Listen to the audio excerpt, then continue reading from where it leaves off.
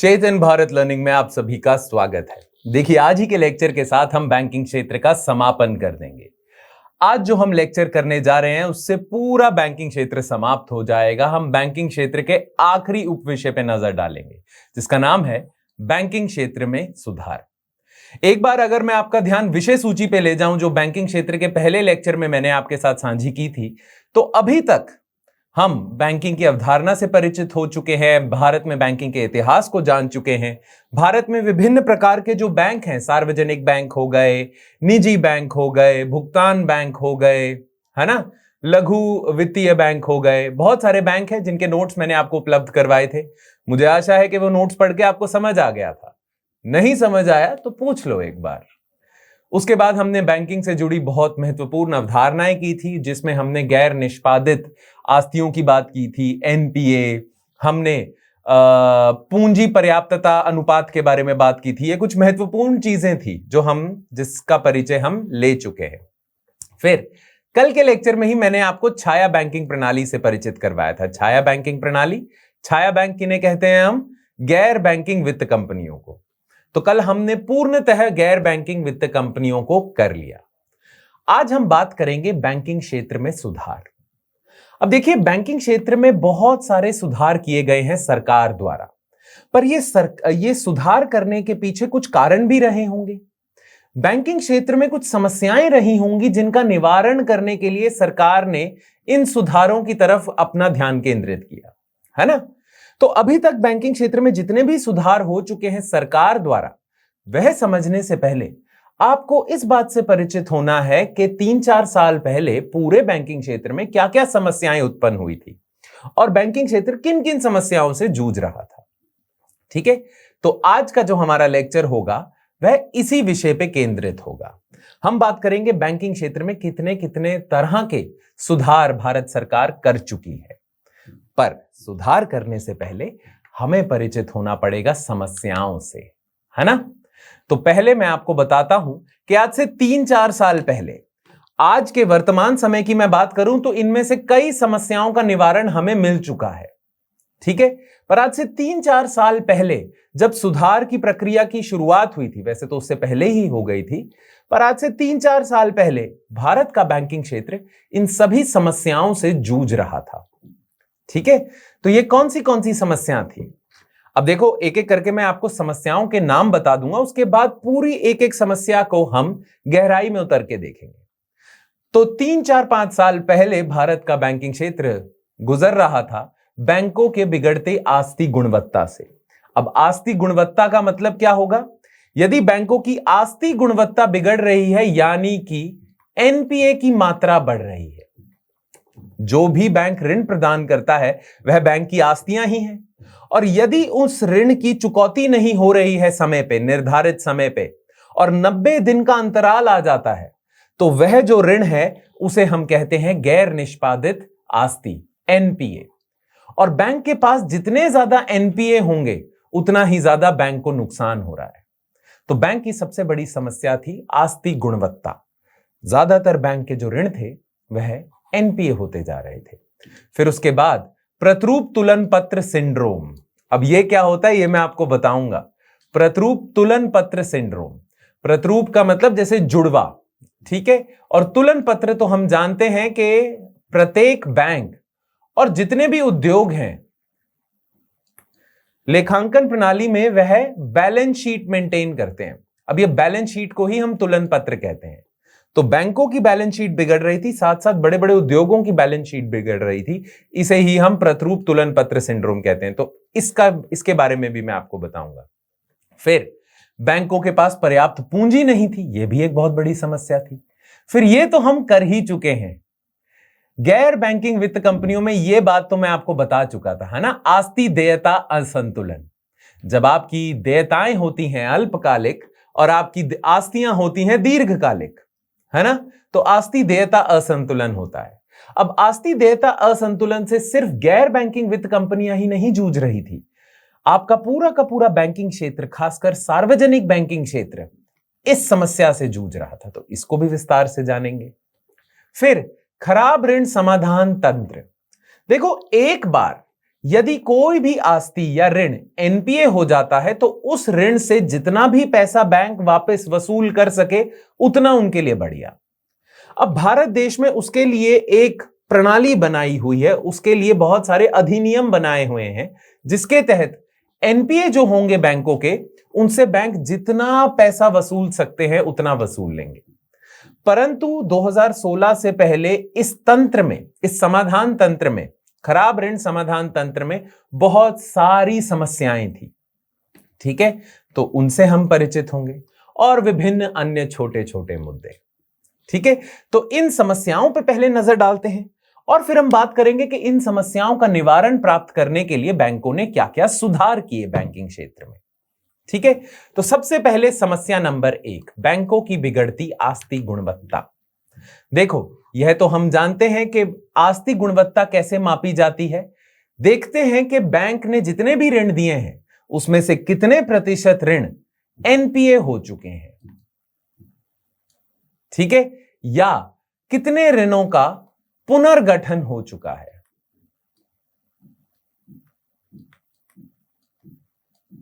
हमने करा था ना पुनर्गठित ऋण। पुनर्गठित ऋण और एनपीए मिला के बनाते हैं तनावग्रस्त आस्तियां बैंकों की जितनी होती हैं। तो बैंकों के जितने एनपीए हैं, जितने ऋणों का उसने पुनर्गठन किया है, यदि उनकी मात्रा ज्यादा है कुल ऋणों के तुलना में, तो बैंक की आस्तियों की गुणवत्ता कम है। और जितने भी तमाम बैंक थे या पूरे के पूरे बैंकिंग क्षेत्र की अगर मैं बात करूं तो वह इसी समस्या से जूझ रहा था। अब देखिए, उसका बहुत बड़ा कारण क्या होता है? आर्थिक मंदी का दौर। आर्थिक मंदी जब आती है तो बैंकों की आस्तियों की गुणवत्ता भी गिरने लग जाती है, उसमें भी गिरावट देखी जाती है। अब ऐसा क्यों होता है? देखो, बैंक बहुत सारे विभिन्न प्रकार के उद्यमों को ऋण प्रदान करता है। अब देखिए, वह उद्यम अपनी आय का इस्तेमाल करते हैं, प्रयोग करते हैं बैंकों के ऋण की चुकौती के लिए। परंतु यदि देश में आर्थिक मंदी आ जाए तो आपको नहीं लगता कि इन उद्योगों को नुकसान हो रहा होगा? जब इन्हें नुकसान होगा, इन्हें घाटा हो रहा होगा, तो ये लिया हुआ ऋण कैसे वापस चुकाएंगे?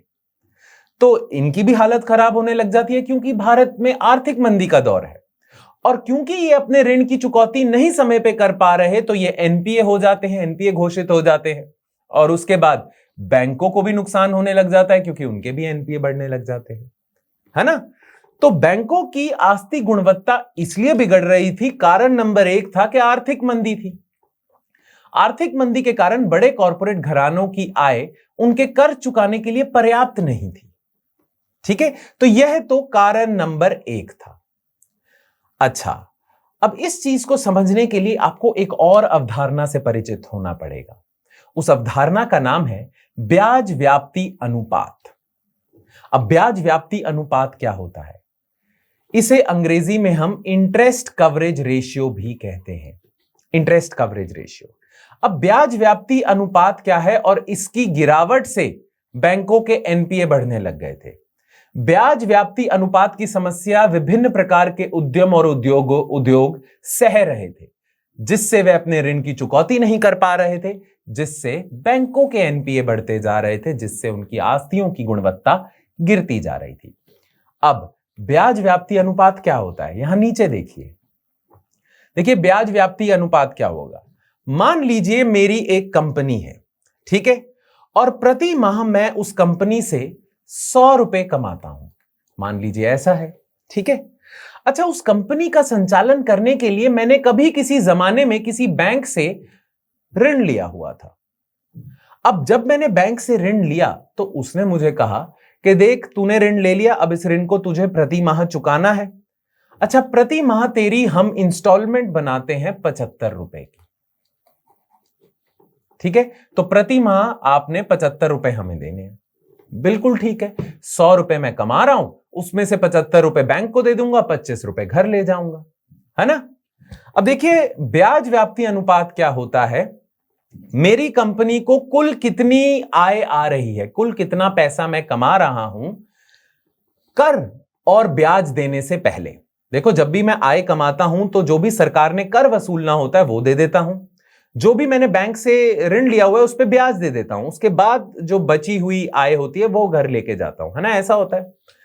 परंतु यहां पे हम लिखेंगे कि बैंक के पास कंपनी के पास जितनी भी आय आ रही है कर देने से पहले, ब्याज देने से पहले, जो उसके पास कुल आय आ रही है उसको हम विभाजित करेंगे ब्याज भुगतान से। तो इस उदाहरण में मेरे पास कुल आय कितनी आ रही है मेरी कंपनी से प्रति माह 100 रुपए की, और मुझे बैंकों को कितना ब्याज देना है, मेरी कुल ब्याज देयताएं कितनी है ना, इस उदाहरण में वह 75 रुपए की है। तो मेरी ब्याज व्याप्ति अनुपात हो जाएगी, आप लगा लीजिए 100 विभाजित किया है मैंने 75 से, तो 1.33 कुछ ऐसे आ जाएगा, है ना। पर ये तो हम मानते हैं कि एक से ज्यादा ही होगा।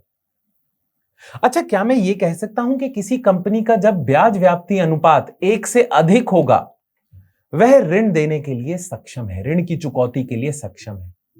परंतु यदि ऐसा हो जाता, आर्थिक मंदी आ जाती कि मैं आज तो प्रति माह 100 रुपए कमा रहा हूं, पर मंदी के बाद मैं प्रति माह 50 रुपए कमा पा रहा हूं। अब मैं कमा ही जब 50 रुपए रहा हूं तो मैं बैंक के 75 रुपए कैसे वापस कर दूंगा? उस मौके पे मेरी जो ब्याज व्याप्ति अनुपात है वह हो जाएगी 1 से कम। और जब भी किसी कंपनी की ब्याज व्याप्ति अनुपात 1 से कम होती है तब वह ऋण की चुकौती में सक्षम नहीं माना जाता। अब हुआ क्या था कि आर्थिक मंदी का दौर छाया, सभी उद्यमों की जो ब्याज व्याप्ति अनुपात है, सभी की तो नहीं पर ज्यादातर की ब्याज व्याप्ति अनुपात 1 से नीचे गिर गई। और जब 1 से नीचे गिरेगी तो वह इतनी आय ही नहीं कमा पा रहे कि वह अपनी ब्याज देयताएं को पूरा कर सके। तो बैंकों के एनपीए बढ़ने लग गए, जिसकी वजह से बैंकों की बिगड़ती आस्ती गुणवत्ता की समस्या बैंकों को सहनी पड़ी। यह समस्या थी। चलो, इस समस्या का निवारण तो यह था कि बहुत सारे जितने भी ये लोग थे जिन्होंने ऋण लिया हुआ था, उद्यम थे जिन्होंने ऋण लिया हुआ था, उनके ऋणों को पुनर्गठित कर दिया जाए। एक तो ये निवारण था। दूसरा निवारण था कि भारत सरकार और आरबीआई मिलकर कुछ ऐसे कदम उठाए कि भारत आर्थिक मंदी के दौर से बाहर निकले, इन लोगों की आय बढ़े, इनकी ब्याज व्याप्ति अनुपात की मात्रा 1 से अधिक हो और फिर बैंकों के भी एनपीए ठीक हो जाए, है ना। तो ये एक निवारण था। परंतु ये पूरी समस्या को समझाने का एक जो लक्ष्य था मेरा वह ये था कि आपको ब्याज व्याप्ति अनुपात की अवधारणा से परिचित होना चाहिए।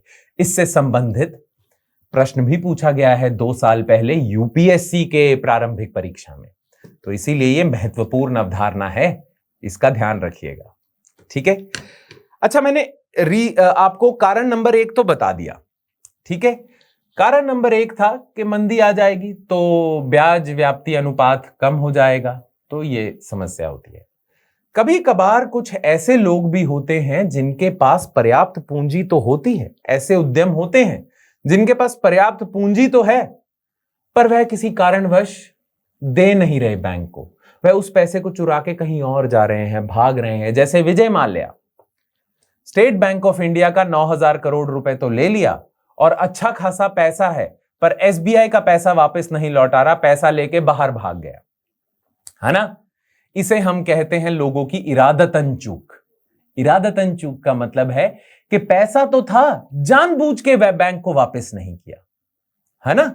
तो बैंक की आस्तियों की गुणवत्ता कम होती है नंबर 1 आर्थिक मंदी से, ब्याज व्याप्ति अनुपात के 1 से कम होने से, और दूसरा इरादतन चूक से, ठीक है। ये देखो यहां पे लिखा है, जब ब्याज व्याप्ति अनुपात 1 से कम होता है तो ऋण चूक की संभावना बढ़ जाती है। बढ़ क्या जाती है? हो ही जाती है।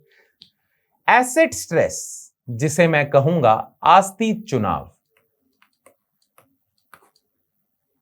आस्ती तनाव, माफ कीजिएगा, आस्ती तनाव का एक अन्य कारण इरादतन चूक और बैंकिंग सिस्टम में धोखाधड़ी भी है। अब नीरव मोदी, विजय माल्या, मेहुल चोकसी, इन सब पे धोखाधड़ी के आरोप हैं। तो इन्होंने धोखाधड़ी की बैंक के साथ, इन्होंने इरादतन चूक की, जानबूझ के एनपीए हुए ताकि पैसा लेके भाग जाए, इसलिए भी आस्तियों में तनाव आता है बैंक की। तो यह कुछ मुख्य कारण थे जिसकी वजह से यह समस्या उत्पन्न हो गई। समस्या नंबर 1, बैंकों की बिगड़ती आस्ती गुणवत्ता, ठीक है। समस्या नंबर 2, प्रतिरूप तुलन पत्र सिंड्रोम। अब देखिए तुलन पत्र क्या होता है। जितने भी उद्यम हैं, जितने भी व्यवसाय हैं, वह जब अपने व्यवसाय का लेखांकन करते हैं तो उसमें तुलन पत्र देखते हैं वो, है ना। तुलन पत्र का अर्थ है बैलेंस शीट। जितनी भी कंपनियां हैं, चाहे वह वित्तीय कंपनियां हो, चाहे वह गैर वित्तीय कंपनियां हो, चाहे वह लघु सूक्ष्म और मध्यम उद्यम हो, चाहे वह बड़े बड़े उद्योगपति हो, चाहे वह बैंक हो, सभी लोग बैलेंस शीट या तुलन पत्र तो मेंटेन करते हैं। अब तुलन पत्र में क्या होता है, प्रत्येक संस्था के जितनी भी देयताएं हैं और उनकी जितनी भी आस्तियां हैं उसका एक लेखांकन होता है, ठीक है। तो तुलन पत्र। अब देखिए जब भी किसी संस्था का, वह चाहे वित्तीय संस्था हो या गैर वित्तीय संस्था हो, जब भी किसी संस्था की देयताएं बढ़ जाएंगी और उसकी आस्तियां कम हो जाएंगी तो हम कहेंगे कि तुलन पत्र में तनाव चल रहा है, तुलन पत्र समस्याग्रस्त है। अब देखिए भारत में यह चीज भी हुई।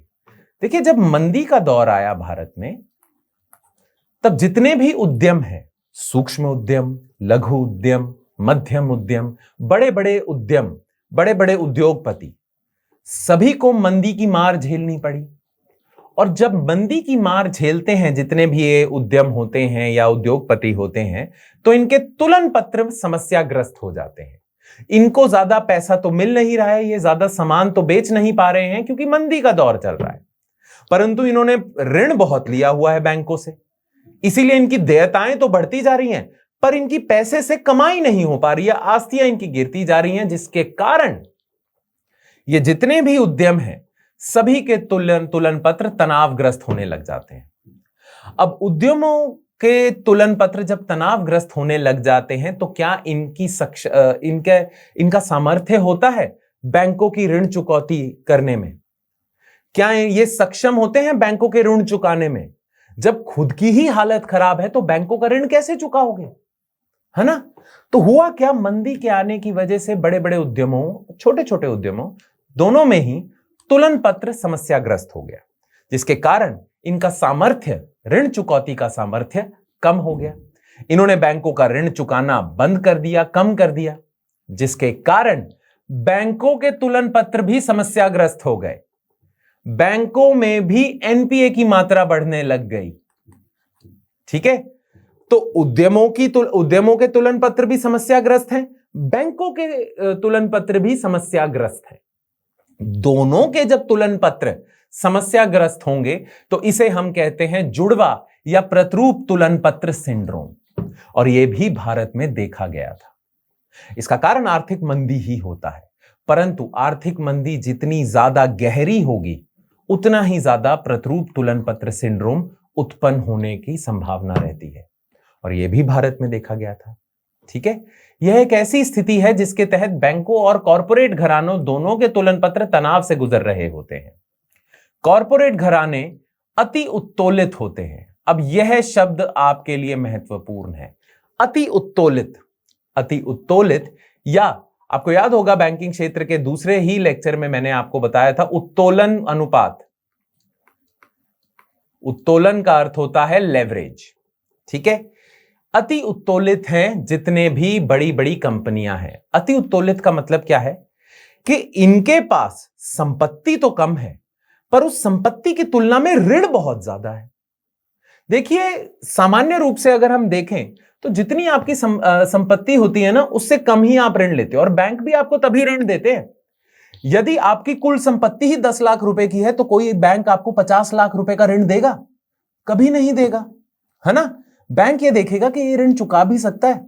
तो इसीलिए जब भी बैंक आपको ऋण देते हैं तो वो यह इस बात को सुनिश्चित करते हैं कि इसकी ऋण चुकाने की जो सक्षमता है वह कितनी है, और उसका आकलन बैंक करते हैं उसकी संपत्ति से।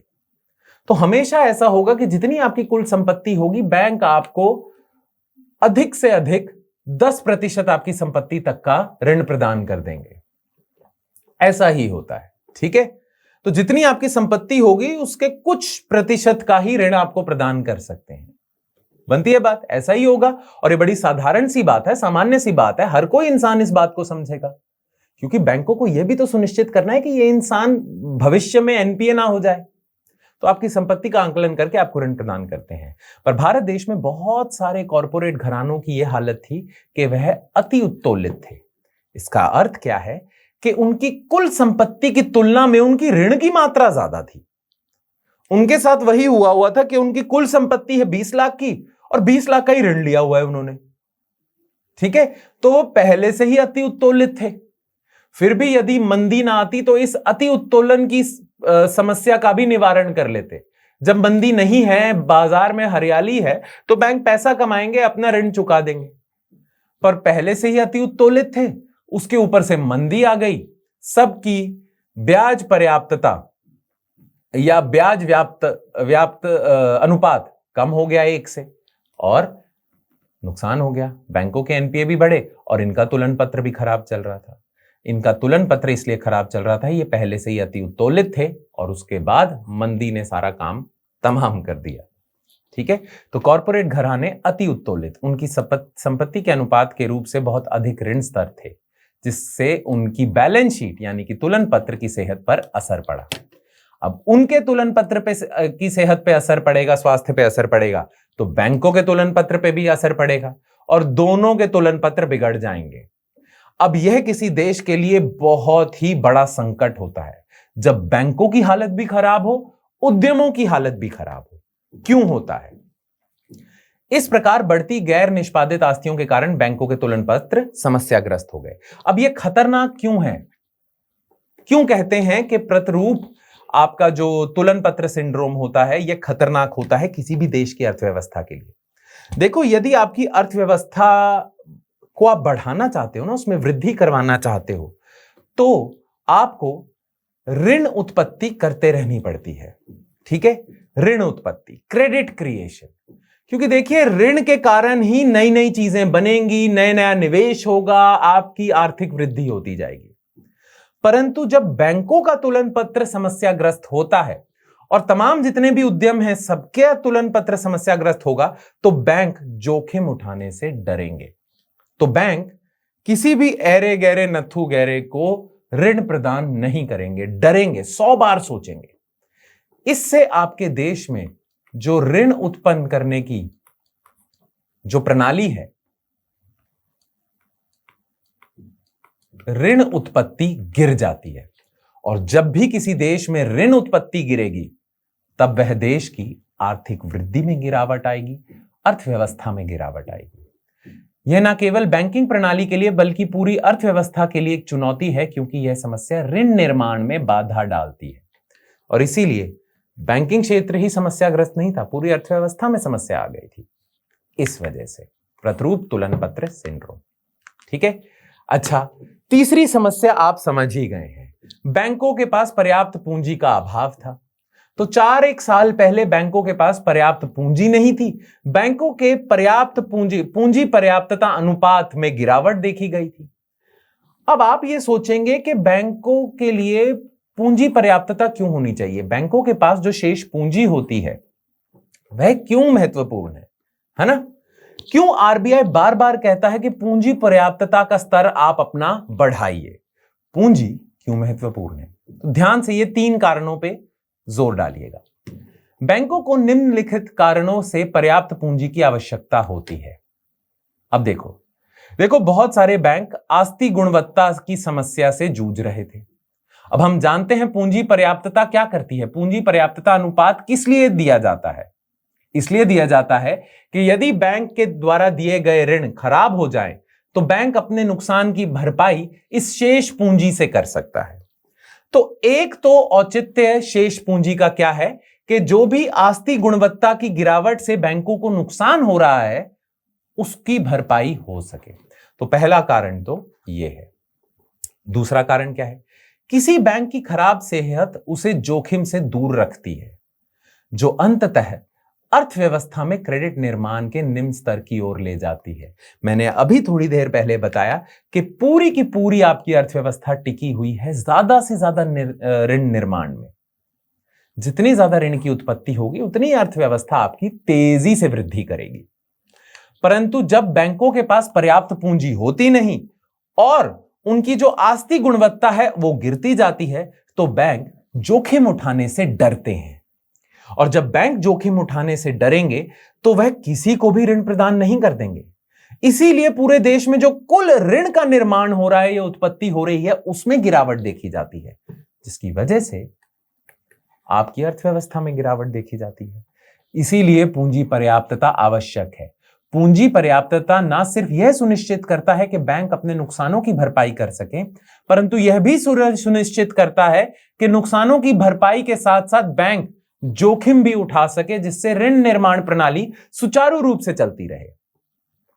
ठीक है। और तीसरा कारण तो देखो, बासल मानदंड है। बेसल 3 के कुछ मानदंड है, जिसमें कुछ पूंजी पर्याप्तता अनुपात के कुछ आपको स्टैंडर्ड्स दिए हुए हैं कि इतनी रखनी है, इतनी नहीं रखनी। तो उन बेसल 3 मानदंडों को पूरा करना आरबीआई ने सभी बैंकों के लिए अनिवार्य किया हुआ है। इसीलिए बेसल 3 मानदंडों की पूर्ति के लिए आपको पूंजी चाहिए। तो यह 3 कारण है। अब जिस समय की मैं बात कर रहा हूं, आज से 3-4 साल पहले बैंकों के पास पर्याप्त पूंजी नहीं थी, खासकर सार्वजनिक बैंक जो थे।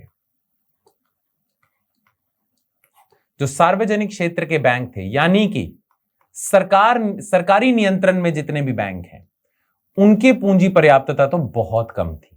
हाँ, जितने भी निजी बैंक हैं, बड़े बड़े निजी बैंक, आईसीआईसीआई, एचडीएफसी, उनके पास फिर भी थी। वैसे तो सभी इस समस्या से गुजर रहे थे पूंजी पर्याप्तता की, परंतु सार्वजनिक बैंकों की ज्यादा हालत खराब थी।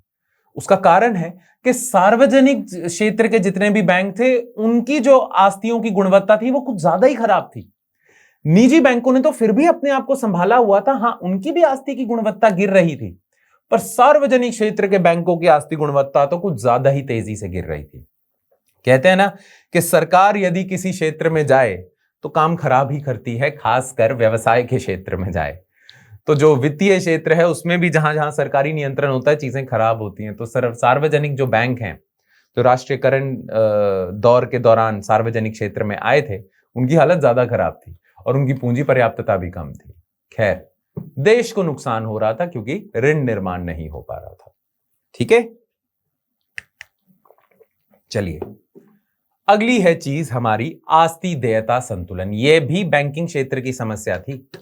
अब देखिए, कल के लेक्चर में हमने कैसे करा है कि आस्ति देयता संतुलन से कैसे गैर बैंकिंग वित्त कंपनियों को नुकसान हो रहा था, परंतु आपको पता है आस्ति देयता असंतुलन की जो समस्या थी वह बैंकिंग क्षेत्र को भी तंग कर रही थी, और बैंकिंग क्षेत्र में भी खासकर सार्वजनिक बैंक, सरकारी नियंत्रण वाले बैंक। अब सार्वजनिक बैंक जो हैं वह बहुत महत्वपूर्ण भाग हैं आपके देश की पूरी बैंकिंग प्रणाली के या बैंकिंग क्षेत्र के। राष्ट्रीयकरण दौर के बाद ना ज्यादातर जितने भी बड़े बड़े बैंक हैं वह सार्वजनिक क्षेत्र के ही हैं। यदि मैं बात करूं कि कुल जो आपका बैंकिंग क्षेत्र है उसमें ज्यादा भागीदारी किसकी है, सार्वजनिक बैंकों की या निजी बैंकों की, तो आपको पता होना चाहिए वैसे तो कि सार्वजनिक बैंकों की ज्यादा बड़ी भूमिका है, ज्यादा बड़ी भागीदारी है। यह ज्यादा हिस्सा लेके जाते हैं पूरे बैंकिंग क्षेत्र का, और जब ये तनावग्रस्त होंगे तो पूरी की पूरी बैंकिंग क्षेत्र, पूरा का पूरा बैंकिंग क्षेत्र तनावग्रस्त होगा, चाहे निजी बैंक अच्छा ही क्यों ना कर रहे हो। पर सार्वजनिक बैंकों की इतनी ज्यादा भागीदारी है कि इसके डूबने के साथ पूरी बैंकिंग व्यवस्था डूब जाती है। अब देखिए, सिर्फ एनबीएफसी इस समस्या से नहीं जूझ रही थी। देखिए, हमारे देश में ना जो भी अवसंरचना निर्माण के लिए या अवसंरचना वित्त पोषण के लिए जो भी पैसा आता है ना, ज्यादातर सार्वजनिक बैंकों से आता है। अब अवसंरचना इंफ्रास्ट्रक्चर निर्माण कार्यों में जो भी पैसा आएगा ऋण के रूप में, ज्यादातर सार्वजनिक बैंकों से आता है। अवसंरचना का वित्त पोषण सार्वजनिक बैंक ही ज्यादातर करते हैं, परंतु सार्वजनिक बैंकों का सामर्थ्य या उनकी सक्षमता अवसंरचना का वित्त पोषण करने की इतनी नहीं है। कर ये लेते हैं, पर इतना इनका सामर्थ्य नहीं है जितना और वित्त कंपनियों का सामर्थ्य है अवसंरचना क्षेत्र का वित्त पोषण करने की। ये अवसंरचना क्षेत्र का वित्त पोषण करने के लिए डिजाइन नहीं हुए थे, ठीक है, पर इन्हें करना पड़ रहा है क्योंकि देश में अवसंरचना निर्माण भी करना है और सार्वजनिक बैंक सबसे ज्यादा रिलायबल भी है, इसीलिए सबसे ज्यादा इनका प्रयोग किया जाता है अवसंरचना वित्त पोषण के लिए। अब सार्वजनिक बैंकों की एक समस्या है। देखिए, जितने भी लोगों ने सार्वजनिक बैंकों में पैसा जमा करवाया हुआ है वह कभी भी अपना पैसा वापस मांग सकते हैं। आपने एसबीआई में जो अपना खाता खुलवाया हुआ है, आप उसमें से कभी भी पैसा निकाल सकते हैं। तो सार्वजनिक बैंकों की जो देयताएं हैं वह तो अल्पकालिक हुई, अल्पकालिक ही हुई ना, क्योंकि आप कभी भी अपना पैसा निकाल सकते हैं। और यदि आपने मियादीय सविधि जमा खाता भी कर रखा है ना, फिक्स डिपॉजिट भी अगर आपने करा हुआ है तो भी 1 साल का करोगे, 2 साल का करोगे, देयताएं तो अल्पकालिक हैं। परंतु यदि सार्वजनिक बैंक इस पैसे का प्रयोग करते हुए ज्यादातर ऋण प्रदान करेंगे अवसंरचना क्षेत्र को, तो क्या होगा? अवसंरचना क्षेत्र की एक समस्या है, वो क्या है कि वहां पे समय ज्यादा लगता है। वहां यदि आप ऋण प्रदान कर रहे हो तो वह दीर्घकालिक ऋण है, तो अब सार्वजनिक बैंकों के साथ समस्या नहीं आगी। उनकी देयताएं तो अल्पकालिक हैं, पर जिस क्षेत्र में वह ऋण प्रदान कर रहे हैं, जिस क्षेत्र का वह वित्त पोषण कर रहे हैं, वहां पे जो ऋण दे रहे हैं वह दीर्घकालिक है। इससे आस्ती देयताओं में असंतुलन आ जाएगा, और जब आस्ती देयताओं में असंतुलन आ जाता है तो जोखिम भी आपका बढ़ जाता है। मैंने एनबीएफसी में आपको बताया था, ठीक है।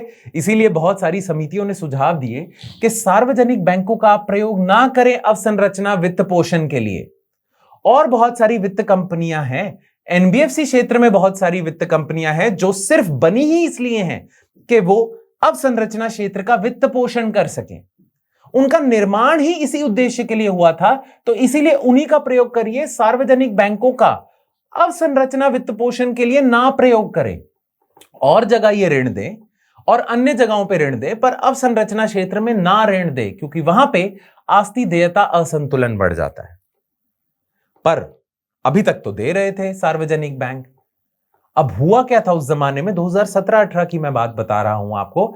उस जमाने में क्या हुआ था, बहुत सारे जो इंफ्रास्ट्रक्चर प्रोजेक्ट थे, अवसंरचना प्रोजेक्ट थे, वह बंद पड़ गए।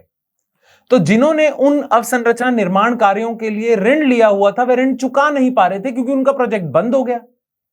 वह ऋण नहीं चुका पा रहे तो सार्वजनिक क्षेत्र के बैंकों की जो एनपीए का स्तर है, आस्ती गुणवत्ता है, वह खराब होने लग गई। और देयताएं तो उनकी अल्पकालिक है, तो इनके पास यह दिक्कत आने लग गई। फिर रोल ओवर जोखिम भी आने लग गया, वही मुद्दा आने लग गया जो मैंने आईएलएंड-एफएस का आपको बताया था, बस, है ना। तो यह चीज थी। आमतौर पर सार्वजनिक क्षेत्र बैंक का उपयोग अवसंरचना के वित्त पोषण के लिए किया जाता है, जिसकी निर्माण अवधि लंबी होती है। आपने एक राजमार्ग बनाना है दिल्ली से लेकर मुंबई तक का, तो उसको तो समय लगेगा ना, 10 साल 5 साल तो लगेंगे। अब आस्तियां हो गई दीर्घकालिक, देयताएं तो आपकी शुरू से अल्पकालिक थी, है ना। लेकिन सार्वजनिक क्षेत्रों के बैंकों में अन्य वाणिज्यिक बैंकों की तरह अल्पकालिक देयताएं होती हैं। बैंक बने ही ऐसे हैं, यहां पे अल्पकालिक देयताएं ही होती हैं। सार्वजनिक क्षेत्र के बैंक जिनका समग्र बैंकिंग क्षेत्र में बहुत बड़ा हिस्सा है, भागीदारी है, इसीलिए आस्ती देयता असंतुलन के इस बड़े खतरे का सामना करते हैं, ठीक है। तो यह समस्या थी। चलिए 5वीं समस्या, खराब ऋण समाधान तंत्र। देखिए, मैं इस एक उदाहरण से आपको यह समझाऊंगा, ठीक है। मान लीजिए ये एक बैंक है जिसने मुझे, मेरा नाम है राघव, ठीक है, और मेरा अपना व्यवसाय है या मेरी कंपनी है, मेरा उद्यम है, मैंने किसी भी उद्देश्य के लिए ऋण लिया हो सकता है, ठीक है। तो इस बैंक ने मुझे 100 रुपए का ऋण प्रदान किया, ठीक है, और मुझे किया 5 वर्षों तक। 5 वर्षों तक का मुझे ऋण प्रदान किया है, यानी कि प्रति माह या प्रति वर्ष मुझे कुछ ब्याज देना होगा और 5 साल बाद पूरी की पूरी जो मूलधन है पूरा का पूरा वो भी वापस करना होगा, है ना। यही है, ऐसे ही जाता है ऋण। अब देखिए, होता क्या है कि 1-2 साल बाद आर्थिक मंदी आ जाती है, जिसकी वजह से मेरे व्यवसाय में मुझे ज्यादा मुनाफा नहीं हो रहा है, लाभ नहीं हो रहा है, जिसकी वजह से मेरा तुलन पत्र समस्याग्रस्त हो जाता है, तनावग्रस्त हो जाता है, जिसकी वजह से मैं इस बैंक को मूलधन और ब्याज दोनों ही नहीं लौटा पाता, और ये बैंक मुझे क्या बना देगा, अब इस बैंक के लिए मैं एनपीए हो जाऊंगा। 90 दिन से ज्यादा हो गए हैं मुझे, ठीक है। अब देखिए मैं एनपीए हो गया, मंदी का दौर अभी भी कायम है। अब आपको नहीं लगता बैंक का तो पैसा फंसा हुआ है यहां पे, और बैंक अपनी जेब से तो पैसा दे नहीं रहा, किसी का लिया हुआ है उसने जमा खातों के रूप में और आगे दिया हुआ है, देयताएं हैं उसकी, तो उसको ये पैसा तो चाहिए, परंतु उसका ये पैसा फंसा हुआ है मेरे पास, फंसा हुआ है नहीं। अब देखिए मैंने तो बोल दिया कि मैं तो दे ही नहीं सकता वापस, मैं तो अपना व्यवसाय बंद कर रहा हूं, ये बाजार मेरे लिए रेडी ही नहीं है, मेरी हालत ही नहीं है, मेरे घर में बहुत तंगी चल रही है, मैं तो बंद कर रहा हूं, सारी अपनी जो कंपनी है बेच बूझ के आगे जा रहा हूं, ठीक है, मेरे पास तो पैसे ही नहीं है। अब मेरे पास पैसे नहीं है, मैंने मना कर दिया, इन्होंने मुझे एनपीए किया हुआ है, बैंकों का पैसा यहां पे फंसा हुआ है। अब बैंकों का एक ही उद्देश्य होगा कि जितना भी मेरे से पैसा वसूला जा सकता है उतना वसूल ले। अब देखिए पुराने जमानों में ऐसा होता था, जब कोई भी नियम कानून वगैरह नहीं होता था, तब क्या होता था, जितने भी ये ऋणदाता होते थे ये गुंडे भेज देते थे कि मार पीट के किसी तरह वसूल कर। अब देखिए आज के सभ्य भारत में तो ये सही नहीं होगा। हाँ कुछ लोग ऐसा करते हैं, पर सरकार ऐसा तो नहीं कहेगी कि हमने ये इस चीज की अनुमति दी हुई है कि बैंक गुंडे भेज सकता है किसी के भी घर में, ऐसा तो नहीं होगा, है ना। तो इसीलिए वो चीज तो नहीं चलेगी जो कभी जमानों से चलती आ रही थी कि गुंडे डरा धमका के इससे पैसे वसूलो, ये तो नहीं कर सकते, है ना। कोई ना कोई प्रणाली तो बनानी पड़ेगी जिसके तहत बैंक जितनी भी मात्रा में अपना धन वसूल सकता है वापस वो वसूलेगा, है ना, ये होगा। अब देखिए बहुत सारे नियम, जो बहुत सारे विधि पूर्वक ऐसी प्रणालियां हैं, विधि पूर्वक तो नहीं कहना चाहिए, पर बहुत सारी ऐसी प्रणालियां भारत सरकार ने अधिनियम के तहत बनाई हुई हैं जिसमें बिना डरा धमका के बैंक मुझसे जितना भी पैसा राशि वसूल सकता है वसूल लेगा, ठीक है। उसे हम कहते हैं खराब ऋण समाधान तंत्र। तो खराब ऋण समाधान तंत्र जो पूरा तंत्र है उसमें क्या है, ऐसे ऐसे नियम अधिनियम हैं जिनके तहत बैंक किसी भी इंसान से पैसा वसूल सकता है, किसी भी खराब ऋण से वसूल सकता है।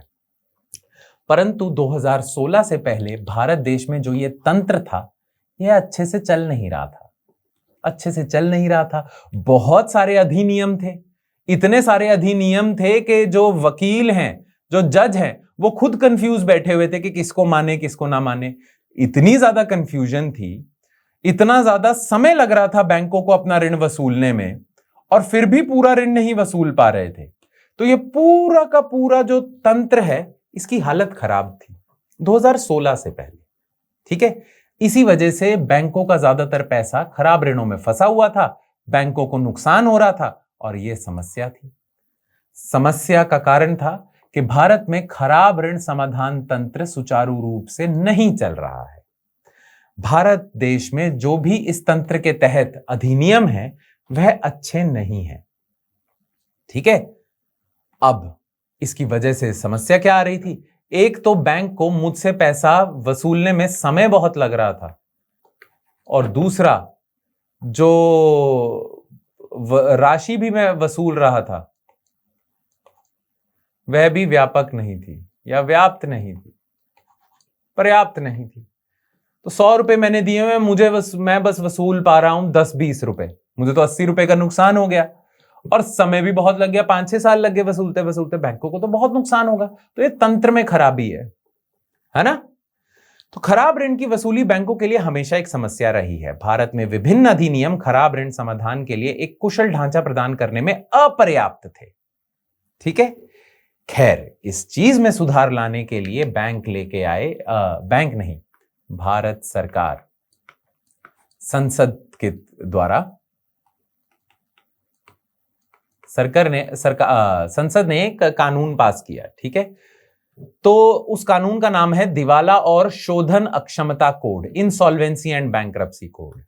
कहा जाता है कि 2016 से जब से यह अधिनियम आया है तब से इस तंत्र में कुछ सुधार देखा गया है, ठीक है। तो ये जो मैं आपको समस्या बता रहा हूं, कहते हैं कि ये थोड़ी अब पुरानी समस्या होगी, क्योंकि अब इस तंत्र में सुधार देखा गया है, क्योंकि जितने भी अधिनियम थे उन सबको रिप्लेस कर दिया दिवाला और शोधन अक्षमता कोड से, IBC, insolvency and bankruptcy code से। ठीक है, इसे सुधार किस किस चीज में देखा गया? समय में सुधार देखा गया, वसूली की जो राशि है उसमें सुधार देखा गया, तो बैंकों की हालत थोड़ी बेहतर हो गई। ठीक है, और आखिर में हम करेंगे विभिन्न अन्य मुद्दे। ये बड़े छोटे छोटे से हैं, जैसे शासन के मुद्दे। देखो, बैंकों में सुशासन नहीं चल रहा है। ठीक है, और कहीं भी अगर सुशासन नहीं चलता है तो अंत में जो हानि होती है वह लोगों को ही होती है ना?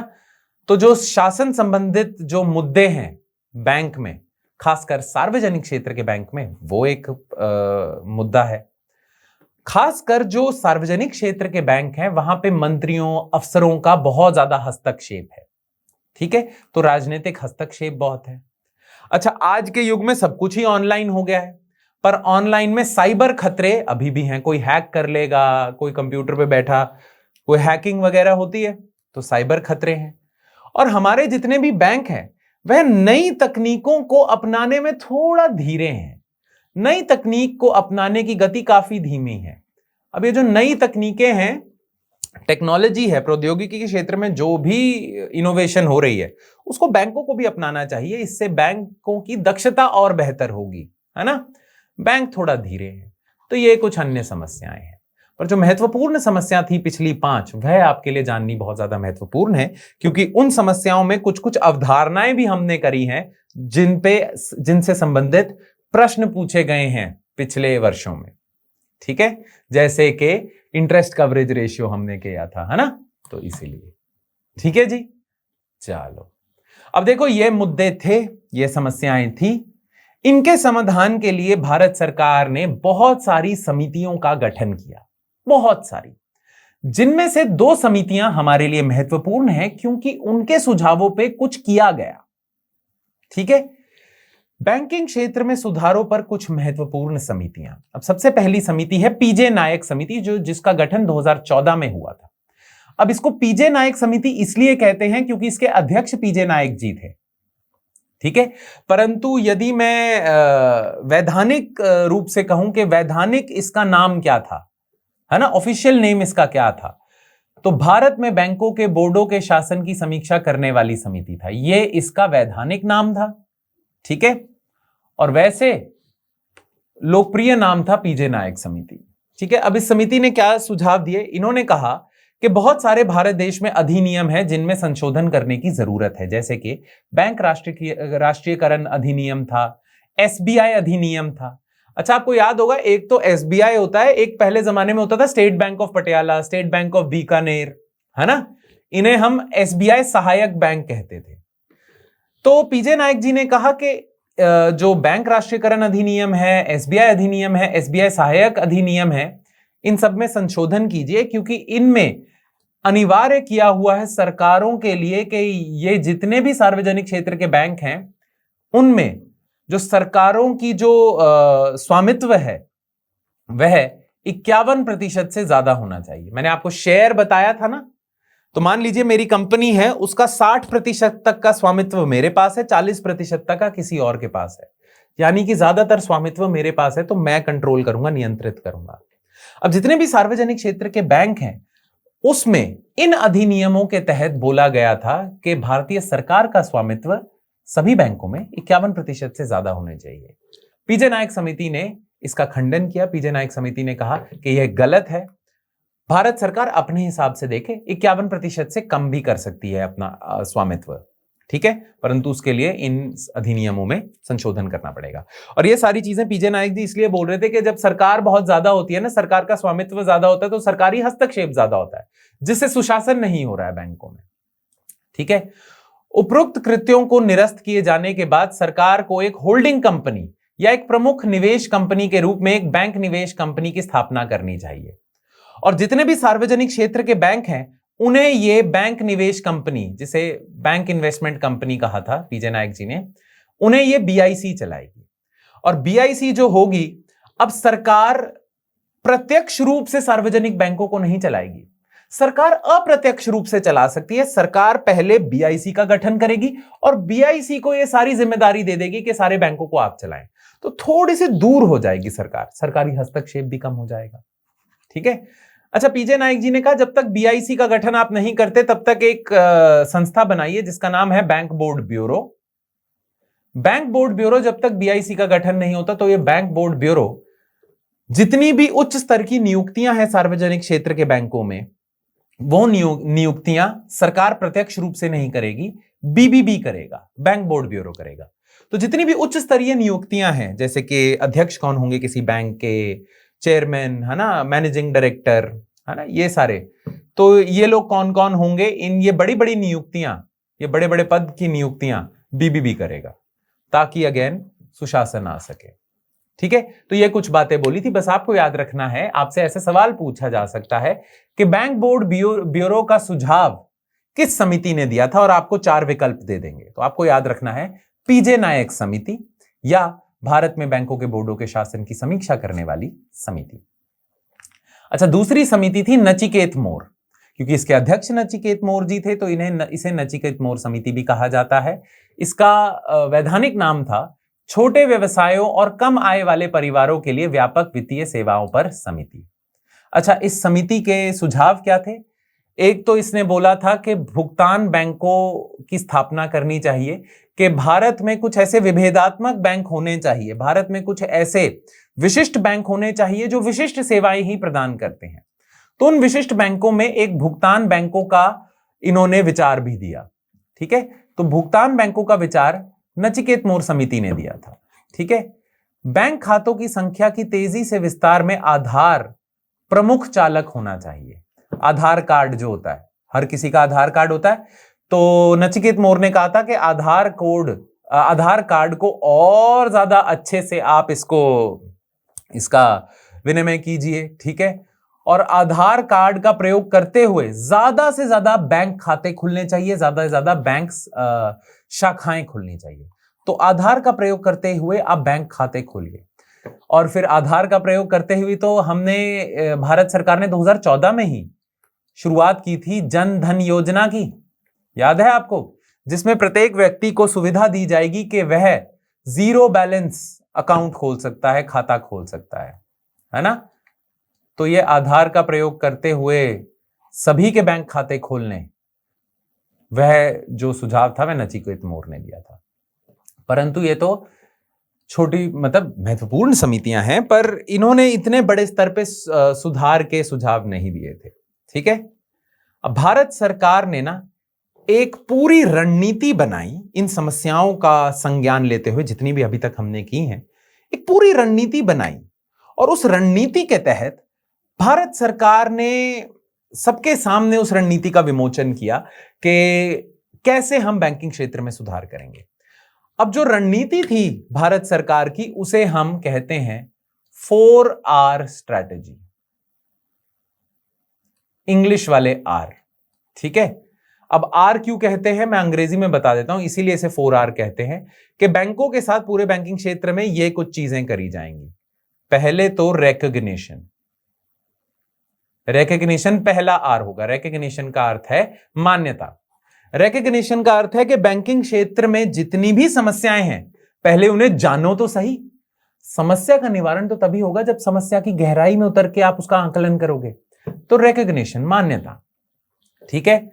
दूसरा है आपका रिकैपिटलाइजेशन। बैंकों को पूंजी की पर्याप्तता की आवश्यकता है ना,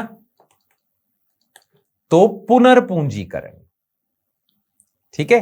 तो रिकॉग्निशन हो गया, रिकैपिटलाइजेशन हो गया, फिर रिफॉर्म हो गया जिसे हम कहेंगे सुधार, और आपका चौथा R है रेजोल्यूशन, जिसे हम संकल्प कहेंगे। ठीक है। तो ये 4R स्ट्रैटेजी दी थी, रिकॉग्निशन, रेजोल्यूशन, रिकैपिटलाइजेशन, रिफॉर्म, जिसे हिंदी में हम कहेंगे मान्यता, संकल्प, पुनर्पूंजीकरण और सुधार। ठीक है। अब ये चारों चीजें करने के लिए आरबीआई ने और भारत सरकार ने बहुत सारे कदम उठाए। तो उन कदमों को एक एक करके हम देख लेते हैं। ठीक है। सबसे पहले तो बात करेंगे रिकॉग्निशन की। रिकॉग्निशन का अर्थ है पहले समस्या का आकलन तो कर लो, है ना। तो समस्या का आकलन करने के लिए बहुत पहले ही 2014 में ही आस्ती गुणवत्ता की समीक्षा करवाई गई। ठीक है, इसे अंग्रेजी में हम कहते हैं एसेट क्वालिटी रिव्यू। ठीक है, आस्ती गुणवत्ता की समीक्षा। अब देखिए, आरबीआई जब भी बैंकों के स्वास्थ्य की समीक्षा करता है तो बैंकों की हमेशा यह धारणा होती है कि जितने एनपीए वह छुपा सकते हैं छुपा लें। बैंक हमेशा अपने एनपीए छुपाने की कोशिश करते हैं। अब वे ऐसा क्यों करते हैं? देखिए, यदि बैंकों के एनपीए की मात्रा बढ़ जाए और यह खबर पूरे समाज में फैल जाए तो लोगों का विश्वास कम हो जाएगा बैंकों से, और तभी लोग अपने जो भी जमा खाते हैं उसमें से राशि निकालनी शुरू कर देंगे। और ये तो हम जानते हैं कि बैंक सभी लोगों को उनकी जमा राशि वापस नहीं कर सकती किसी भी निर्धारित समय पे, क्योंकि उन्होंने उन्हीं का पैसा तो आगे दिया हुआ है ना। तो इसीलिए लोगों का विश्वास बना रहे उन बैंकों पे, बैंक कोशिश करते हैं, बैंक ये प्रयास करते हैं कि जो एनपीए है जितना हो सके उसकी मात्रा कम दिखाई जाए अपने तुलन पत्रों में। अब देखिए, आरबीआई प्रतिवर्ष किसी निर्धारित समय पे सभी बैंकों के तुलन पत्र की समीक्षा करता है और यह जानने की कोशिश करता है कि बैंकों में एनपीए का स्तर कितना है, आस्तियों की गुणवत्ता का स्तर क्या है।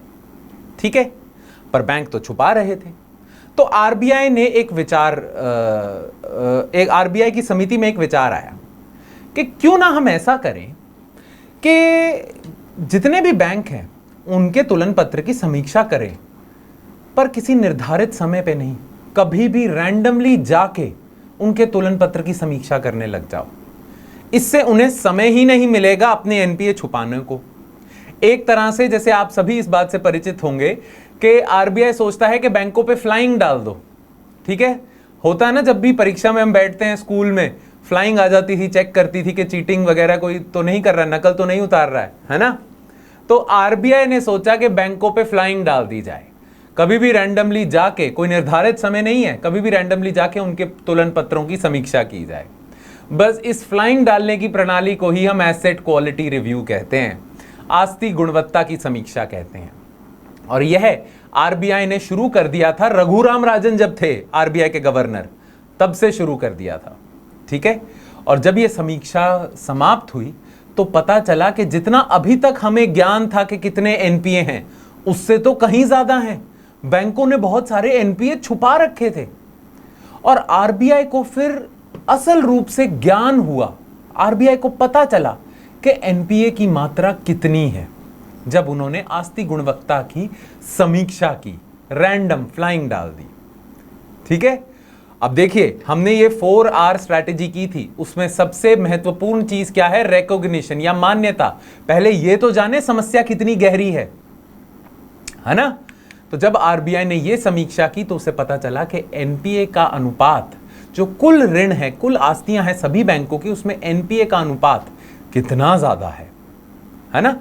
अब देखिए, ये जो सुधार था, इससे संबंधित, ये मैं करा भी इतने विस्तार से इसलिए रहा हूं कि इससे संबंधित आपको दो अवधारणाएं पता होनी चाहिए।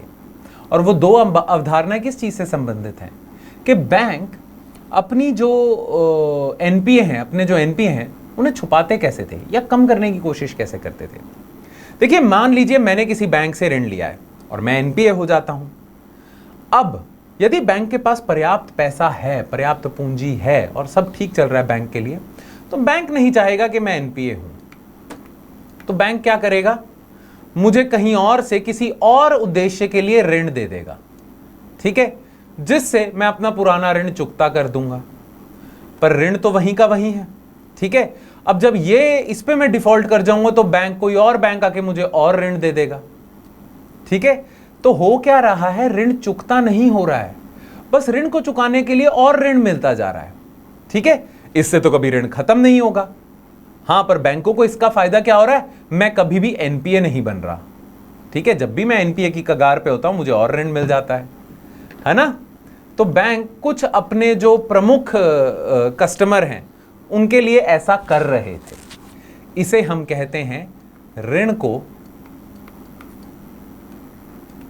सदाबहार बनाना।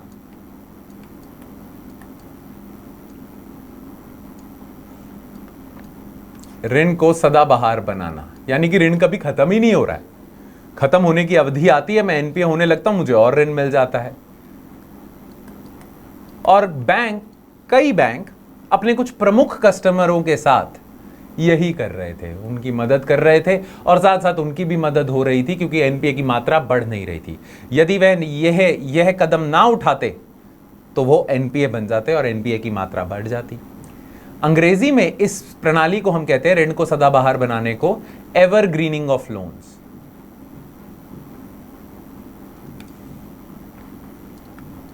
तो ऋण को एवरग्रीन करते हुए, सदाबहार बनाते हुए, पुराने ऋण की चुकौती के लिए नया ऋण प्रदान करते हुए एनपीए बढ़ नहीं रहे। जब आरबीआई ने तुलन पत्र की अच्छे से रैंडमली समीक्षा की तो उन्होंने देखा कि बहुत सारे बैंक बहुत सारे ऐसी आस्तियों को सदाबहार बनाते जा रहे हैं जो सदाबहार बन ना सके, या वह आस्तियां एनपीए हो जाएं पर उन्हें सदाबहार बनाया हुआ है, उन्हें चलाया हुआ है किसी तरह, ठीक है, समस्या को छुपाया हुआ है किसी तरह। तो एक तो यह तरीका है। दूसरा होता है आपका ऋण राइट ऑफ।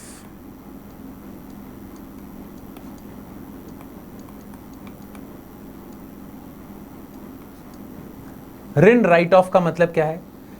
देखिए, यदि बैंक ने मुझे, मान लीजिए मैं ही हूं, मैंने ऋण लिया हुआ है और मैं ही एनपीए होता हूं, मैं मान लीजिए बैंक ने मुझे 100 रुपए दिए हुए हैं ऋण के रूप में, ठीक है, 20 रुपए मैं चुका देता हूं, परंतु 80 रुपए शेष रह गए हैं और मैं मना कर देता हूं, मेरे पास पैसा नहीं है, तो मुझे बैंक क्या घोषित कर देगा? एनपीए। ठीक है, फिर बैंक मुझसे बातचीत करने आएगा और मुझे पूछेगा कि क्यों नहीं चुका रहा भाई, तो मैं उसे बोलूंगा देखो 80 रुपए तो मेरे पास है नहीं, मैं नहीं चुका सकता 80 रुपए।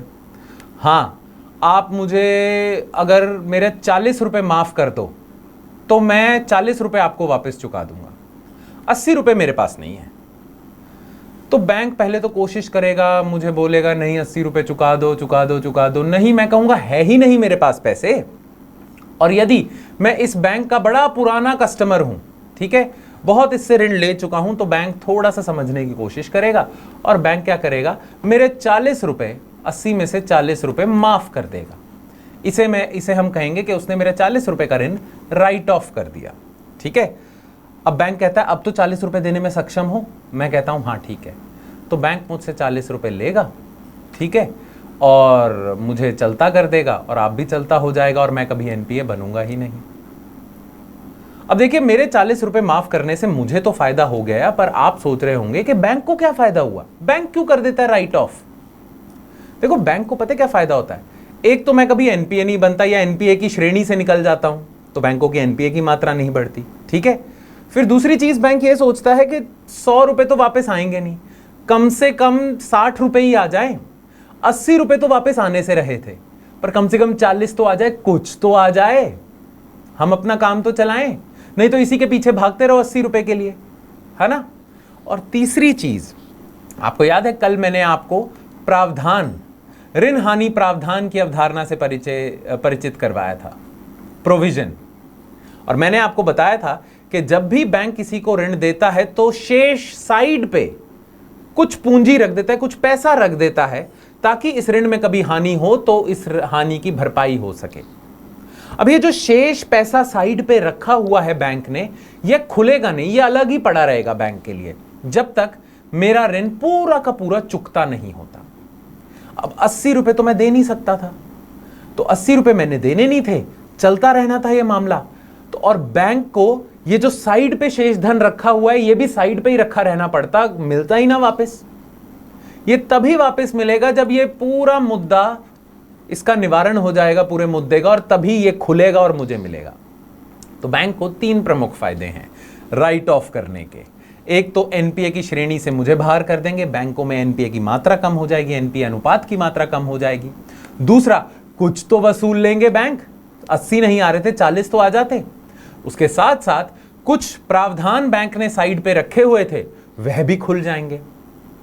तो बैंकों के लिए भी फायदा होता है राइट ऑफ का। हाँ, बैंक इस चीज की समीक्षा सदैव करते रहते हैं कि कितना राइट ऑफ करना चाहिए, किसको राइट ऑफ करना चाहिए। वह बैंक करते हैं, पूर्णतः अपना नुकसान कराने के लिए नहीं बैठे हैं, पर यदि बैंकों के सामने कोई विकल्प नहीं रहता तो वे राइट ऑफ कर देते हैं। अब आरबीआई ने जब ये समीक्षा की, रैंडम फ्लाइंग डाली, तो आरबीआई को पता चला बहुत सारे बैंकों ने बहुत सारे ऋण राइट ऑफ करे हुए हैं, जिसकी वजह से यह राघव कभी एनपीए ही नहीं बना। यदि राइट ऑफ ना होता, ऐसे बातचीत ना होती, तो ये भी एनपीए होता और एनपीए का स्तर ऊंचा होता। तो इस समीक्षा के बाद आरबीआई को पता चला कि असल रूप में, वास्तविक रूप में समस्या और गहरी है। जितनी हमें लग रही थी उससे कई गुना ज्यादा गहरी है, क्योंकि समीक्षा के बाद एनपीए अनुपात जो था उसका स्तर बढ़ता जा रहा था, असल रूप से जो एनपीए है। तो ये जो पहला कदम था, इससे आरबीआई ने पहचाना कि कितनी समस्या है ना। तो ये जो पहला आर था, रिकॉग्निशन, मान्यता वाला, ये पता चला आरबीआई को आस्ती गुणवत्ता की समीक्षा से। ठीक है, बनती है बात। चलिए, एक बात मैं पहले आपको बता दूं, ये तो मैं आपको समझा रहा हूं, पर इससे संबंधित नोट्स आपको उपलब्ध करवाए हुए हैं हमने अपनी ऐप पे। तो इस चीज का जरूर ध्यान रखना कि जब आप ये लेक्चर देख रहे हो, चाहे यूट्यूब पे देख रहे हो, चाहे हमारी ऐप पे देख रहे हो, यूट्यूब पे देखने के बाद या ऐप पे देखने के बाद, ऐप में जो वीडियो होगी उसके नीचे डाउनलोड नोट्स का आपको बटन दिखेगा, उस पर जरूर क्लिक करना। इस लेक्चर से संबंधित आपको नोट्स मिल जाएंगे। ठीक है, चलो अब हम रुख करते हैं दूसरे कदम की ओर, जिसे हम कहते हैं त्वरित सुधारात्मक कार्रवाई। अंग्रेजी में इसे पीसीए कहा जाता है। पीसीए का अर्थ है प्रॉम्प्ट, यानी कि त्वरित, करेक्टिव यानी कि सुधारात्मक, एक्शन, कार्रवाई। तो प्रॉम्प्ट करेक्टिव एक्शन, पीसीए या त्वरित सुधारात्मक कार्रवाई, यह आरबीआई ने लागू करी। अब इस कार्रवाई में क्या होता है, देखो, समीक्षा जो बैंक ने कर ली अभी थोड़ी देर पहले, समीक्षा करने के बाद बैंक, आरबीआई ने यह पहचाना कि कुछ बैंक हैं जिनका स्वास्थ्य तो ठीक है, पर कुछ बैंक हैं जिनका स्वास्थ्य, वित्तीय स्वास्थ्य, बहुत बुरी तरह बिगड़ा हुआ है। ठीक है, अब आरबीआई जानता है, संक्रमण जोखिम की हमने कल बात की थी, तो आरबीआई जानता है कि किसी भी बैंक को विफल होने नहीं दिया जा सकता, क्योंकि संक्रमण जोखिम ज्यादा होता है। यह बैंक विफल होगा तो अपने साथ साथ औरों को भी ले डूबेगा, इसीलिए बैंकों को विफल होने नहीं दिया जा सकता, संक्रमण जोखिम है ना। अब आरबीआई देखता है कि कुछ बैंक ऐसे हैं जिनका स्वास्थ्य, वित्तीय स्वास्थ्य बहुत ज्यादा बिगड़ा हुआ है। इनका वित्तीय स्वास्थ्य ठीक करना बहुत ज्यादा आवश्यक है, नहीं तो भविष्य में यह बैंक बाकियों को भी अपने साथ ले डूबेंगे। इसीलिए आरबीआई ने क्या करा, आरबीआई ने देखा कि जिन जिन बैंकों का स्वास्थ्य बिगड़ा हुआ है उन पे और नियम और कानून लागू कर दिए जाएं। कानून तो नहीं, और आरबीआई के नियम लागू कर दिए जाएं, कठोर नियम लागू कर दिए जाएं। जब तक इनका स्वास्थ्य ठीक नहीं होता, यह वह कठोर नियमों का पालन करते रहेंगे। जब स्वास्थ्य ठीक हो जाएगा, इन पे से कठोर नियम हट जाएंगे। अब वह कठोर नियमों के उदाहरण क्या है कि बैंक जमा राशि की सुविधा या जमा खाते की सुविधा देंगे, जिन पे ये लागू होगा, जिन पे कार्रवाई लागू होगी, वह बैंक जमा सुविधा तो देंगे पर उस पे ज्यादा ब्याज दर नहीं देंगे, बहुत ज्यादा जोखिम भरी आस्तियों में निवेश नहीं करेंगे। ठीक है, अब देखिए, ध्यान से सुनिए, 1991 के बाद जब उदारीकरण के सुधार किए गए थे, तो बैंकों को यह स्वतंत्रता प्रदान कर दी गई थी कि वह अपने हिसाब से अपनी प्रणाली चलाएं, बस कुछ नियमों, अधिनियमों का पालन करें, वैसे अपने हिसाब से स्वतंत्रता से चलाएं अपने बैंकों को। परंतु आरबीआई ने कहा कि यदि आपका स्वास्थ्य बिगड़ा हुआ है, तब हम आपको पूर्णतः स्वतंत्र नहीं कर सकते, क्योंकि आपकी हानि बाकियों की हानि भी बन सकती है। इसीलिए आरबीआई ने कहा कि जिन जिन बैंकों का स्वास्थ्य बिगड़ा हुआ है, उनकी स्वतंत्रता में थोड़ी सी कमी हम डालेंगे, उन पे थोड़े कठोर नियम और लागू कर देंगे हम।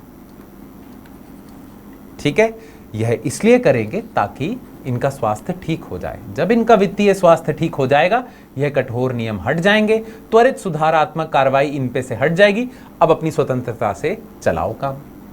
ठीक है, अब ये कठोर नियम के उदाहरण मैं अभी थोड़ी देर पहले बता रहा था कि जो जमा खाते हैं उन पे ज्यादा ब्याज नहीं दे सकते, जो जोखिम भरी आस्तियां हैं वहां पैसा नहीं दे सकते, वहां ऋण नहीं दे सकते, विजय माल्या, नीरव मोदी जैसे लोगों को ऋण नहीं दे सकते, बिल्कुल ही सुरक्षित निवेश आप कर सकते हो, सुरक्षित आस्तियों को ही ऋण दे सकते हो। अब सुरक्षित आस्तियों का क्या एक उदाहरण है? सरकारी प्रतिभूतियां।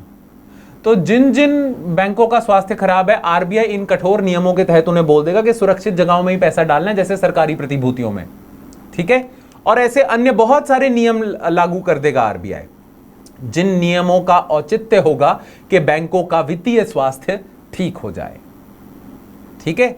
अब ये कठोर नियम आएंगे त्वरित सुधारात्मक कार्रवाई के तहत, ठीक है। अब आरबीआई ये कैसे तय करेगा कि इस बैंक का स्वास्थ्य अच्छा है, इस बैंक का स्वास्थ्य बिगड़ा हुआ है? ये कैसे तय करेगा? तो आरबीआई ने देखा जाए तो 3 मापदंड लिए हुए हैं। उन मापदंडों के आधार पर आरबीआई तय करेगा कि किस बैंक का स्वास्थ्य अच्छा है, किसका बुरा है। अब वह 3 मापदंड क्या हैं? पहला मापदंड तो है पूंजी पर्याप्तता का।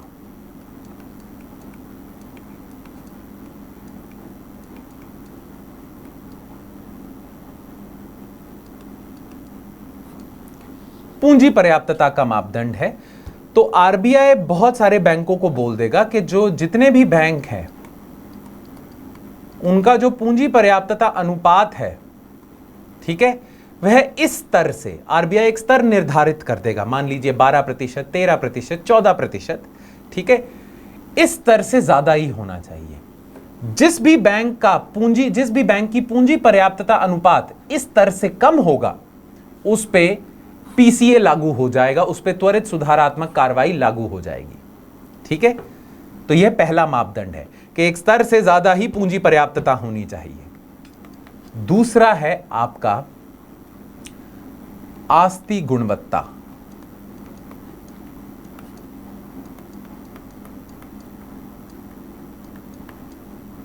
अब आस्ति गुणवत्ता को कैसे मापा जाएगा? देखा जाएगा कि बैंकों का जो शुद्ध एनपीए है, जिसे हम नेट एनपीए कहते हैं, वह कितना है। आरबीआई एक स्तर निर्धारित कर देगा कि किसी भी बैंक का इससे ज्यादा नहीं होना चाहिए। जितना ये मैंने स्तर बता दिया कि 8% से ज्यादा उसके एनपीए अनुपात नहीं होना चाहिए। तो जिस भी बैंक का शुद्ध एनपीए अनुपात इस स्तर से ज्यादा होगा, उस पर यह कार्रवाई लागू हो जाएगी, ठीक है। और तीसरा मापदंड क्या है? याद है पूंजी पर्याप्तता अनुपात जब हमने किया था तो मैंने आपको बताया था टीयर 1 पूंजी, टीयर 2 पूंजी, है ना। तो टीयर 1 उत्तोलन अनुपात, याद है आपको उत्तोलन अनुपात, लेवरेज रेशियो, है ना, हमने बासल मानदंडों में किया हुआ है। तो आरबीआई एक स्तर निर्धारित कर देगा कि इस स्तर से कम नहीं होना चाहिए किसी भी बैंक का टीयर 1 उत्तोलन अनुपात। तो यदि किसी भी बैंक का इन तीनों मापदंडों का पालन, इन तीनों में से किसी भी एक मापदंड का पालन नहीं कर पा रहे हैं कोई भी बैंक, तो आरबीआई यह कह देगा कि यह बैंक का वित्तीय स्वास्थ्य ठीक नहीं है। और जब आरबीआई यह कह देगा कि इस बैंक का वित्तीय स्वास्थ्य ठीक नहीं है क्योंकि यह तीनों मापदंड का पालन नहीं हो पा रहा है, तो उस पर यह कार्रवाई लागू हो जाएगी। पीसीए का शिकंजा लागू हो जाएगा, उस पर कसा जाएगा। और शिकंजा शब्द का प्रयोग मैं क्यों कर रहा हूं? क्योंकि इसमें नियम कठोर होंगे। आरबीआई कहता है कि जब भी स्वास्थ्य बिगड़ा होता है ना किसी का, तो उसे दवाई दी जाती है ना, और वह दवाई आमतौर पे कड़वी होती है। दवाइयां तो यह बात सबको ही पता है कि दवाइयां कड़वी होती हैं, ठीक है। तो किसी भी बैंक का अगर वित्तीय स्वास्थ्य खराब है तो उसे कड़वी दवाई देनी पड़ेगी जब तक उसका स्वास्थ्य ठीक ना हो जाए, और वह कड़वी दवाई होगी त्वरित सुधारात्मक कार्रवाई। उस कड़वी दवाई में ये कठोर नियम होंगे, इनकी कठोरता ही उस दवाई को कड़वी बनाएगी, ठीक है। तो यह कठोर नियम कड़वी दवाई के रूप में आपके अस्वस्थ होने को ठीक करेंगे, आपके स्वास्थ्य को ठीक करेंगे, ठीक है। पर यह कैसे तय होगा? यह इन 3 मापदंडों से तय होगा कि आपका स्वास्थ्य बिगड़ा हुआ है, ठीक है। और जब आरबीआई ने यह कार्रवाई की शुरुआत की थी तो बहुत सारे बैंक इस कार्रवाई के अंतर्गत आ गए थे, उन पे कठोर नियम लगाए गए थे। आरबीआई के कारण उन्हें ज्यादातर अपना पैसा जो जमा राशि के द्वारा आया है, ज्यादातर पैसा सरकारी प्रतिभूतियों में लगाना पड़ा। सरकारी प्रतिभूतियों पे ब्याज अच्छा नहीं मिलता, परंतु सुरक्षित है, वह पैसा नहीं डूबता वहां पे। और यह तब तक चलता जाता है जब तक आपके ये तीनों मापदंड ठीक ना हो जाएं, आपका स्वास्थ्य ठीक ना हो जाए। जैसे ही ये होगा, पीसीए के शिकंजे से आप बाहर आ जाएंगे और आप ठीक हो जाएंगे। ठीक है, तो आरबीआई त्वरित सुधारात्मक कार्रवाई, पीसीए प्रॉम्प्ट करेक्टिव एक्शन, कड़वी दवाई के रूप में लेके आया। बहुत सारे बैंक सुधारे और आरबीआई की इसी कार्रवाई का नतीजा है कि आज हमारा बैंकिंग क्षेत्र काफी हद तक स्वस्थ है। अभी जो हाल ही के दिनों में आर्थिक समीक्षा आई है 2022-23 की, उससे पता चलता है कि बैंकिंग क्षेत्र की आज जो हालत है, स्वास्थ्य है, वो बहुत ज्यादा बेहतर है पिछले कुछ सालों के बैंकिंग क्षेत्र से या उसके स्वास्थ्य से। यह सब कुछ इसी वजह से हुआ है। ठीक है, चलिए तीसरा, सरकार ने 2014 में ही एक योजना निकाली जिसका नाम था इंद्रधनुष योजना। अब देखिए ये योजना पुरानी है, फिर भी इसके बारे में हमें पता होना चाहिए। ठीक है, अब इंद्रधनुष योजना निकाली बैंकों के स्वास्थ्य को ठीक करने के लिए। तो बैंकिंग क्षेत्र में जितनी भी समस्याएं हैं, सभी का निवारण इस इंद्रधनुष योजना से करने की कोशिश की गई थी, प्रयास किया गया था। अब देखिए इसे इंद्रधनुष इसलिए कहते हैं क्योंकि आप देखते हो कि इंद्रधनुष में कितने रंग होते हैं, 7 रंग होते हैं, है ना। तो यह जो योजना थी, यह 7 कदम वाली योजना थी। इसमें 7 चीजों पे काम किया जाएगा, ठीक है, जिससे पूरी की पूरी बैंकिंग प्रणाली स्वस्थ करी जाएगी। अब वह 7 चीजें कौन सी हैं, ठीक है, बस यही याद रखना है। अगर हम 2015 में बैठे होते तो इस योजना को मैं आपको और विस्तार से बताता, परंतु खबर बहुत पुरानी है, इसीलिए इंद्रधनुष योजना के बारे में बस ये 7 कदम क्या थे जिन पे काम कर रही थी भारत सरकार या आरबीआई बैंकों में सुधार लाने के लिए, वह बस उनके नाम पता होने चाहिए। तो ये कौन सी 7 दिशाएं हैं जिनमें काम हो रहा था बैंकिंग क्षेत्र में सुधार के लिए। एक तो बैंकों में नियुक्ति की प्रणाली अच्छी कर दी जाए, खासकर सार्वजनिक क्षेत्र के बैंकों में, क्योंकि ऐसा माना जाता है कि सार्वजनिक क्षेत्र के जो बैंक हैं वहां पे सरकारी सिफारिशों के कारण आप उच्च पद पे नियुक्त होते हो।